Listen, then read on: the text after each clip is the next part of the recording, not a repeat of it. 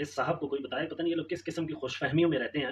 عمران خان کی معافی کی باتیں کر رہے ہیں. بھائی اب یہ وہ والی عوام نہیں رہی کہ آپ 2000 یا 2000 سے پہلے کی جو سیاست آپ لوگ کر رہے تھے، جو آپ کہتے تھے تو عوام مان لیتی تھی. عمران خان کی زندگی کا مقصد یہ تھا کہ وہ یہ چاہتے تھے کہ اس عوام میں شعور آئے اور اس عوام کے نوجوان اور یہ عوام جاگ جائے. تو عمران خان اپنی زندگی کے مقصد کو حاصل کرنے میں کامیاب ہو چکے ہیں. انہوں نے عوام میں شعور، عوام میں بیداری جو ہے وہ اجاگر کر دی ہے. عوام اب کہ خان صاحب اتنا بھی ہلنے کے لیے تیار نہیں ہیں. خان صاحب کو کیا کہتے ہیں ہیں جی آپ معافی نہیں، آپ معافی صرف 9 مئی کی مانگیں. چلو 9 مئی کو چھوڑ دیں، آپ نکال دیں 9 مئی کو. مگر جو باقی آپ نے جو کام کیا، جو آپ 1 پارٹی سسٹم بنانا چاہ رہے تھے، آپ بھول گئے ہیں آپ بھی فوج کے کندھوں پہ اوپر آئے تھے.